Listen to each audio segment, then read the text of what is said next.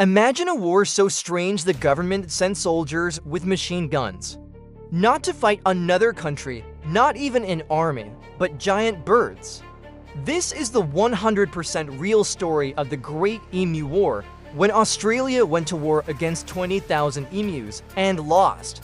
To understand how this insanity happened, we need to go back to 1932. Australia was struggling after the Great Depression. Farmers in Western Australia were trying to survive by growing wheat.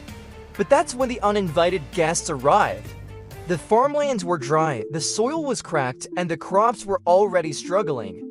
Life was hard, and it was about to get a whole lot weirder for these folks just trying to make a living. Every year after mating season, emus migrate toward the coast. But in 1932, something changed. More than 20,000 emus marched straight into farming land. They smashed fences, destroyed crops, and ate everything they could find. For farmers already on the edge of poverty, this was an absolute disaster. Imagine waking up one morning to find an army of giant, flightless birds devouring your entire livelihood. The situation was desperate, and desperate times called for very, very strange measures. The farmers wrote desperate letters to the government. They begged for protection from this feathered menace.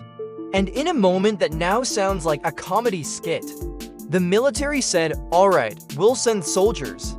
With machine guns, that's right, armed troops were deployed to fight birds. The government, seeing an opportunity for some good PR and a chance to help struggling veterans, agreed to the plan. The stage was set for one of history's most bizarre conflicts. Major GPW Meredith and his men arrived with 2 Lewis guns and 10,000 rounds of ammunition. They were confident, ready for what they thought would be an easy mission. A bit of target practice, a quick victory, and they'd be heroes. They expected to be home in a few days, but the emus were about to prove them very, very wrong. As the soldiers set up their machine guns, the emus watched from a distance, completely unaware they were about to become public enemy number 1. On the first day of the operation, the soldiers spotted a group of about 50 emus. This was it, they opened fire.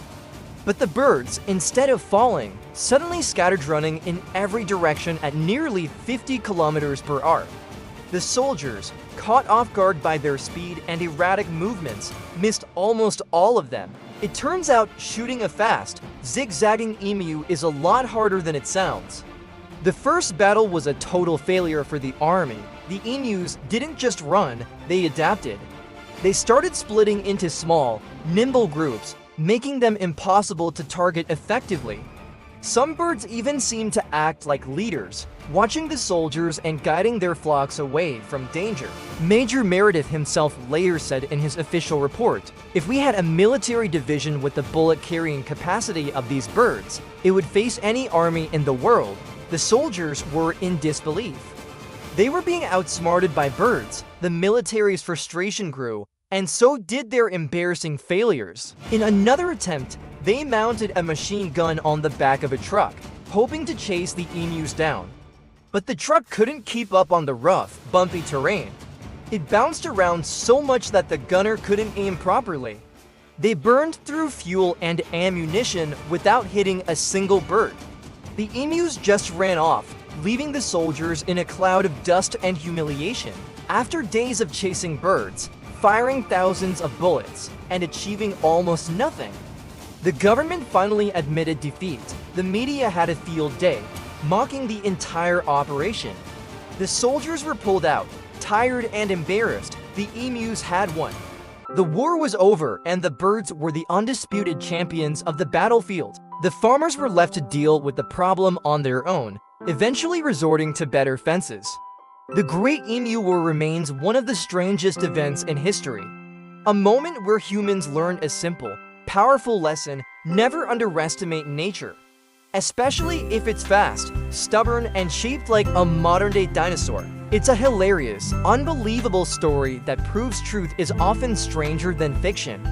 If you loved this unbelievable story, don't forget to hit that like button, subscribe, and turn on the bell icon for more crazy facts from around the world. Thanks for watching.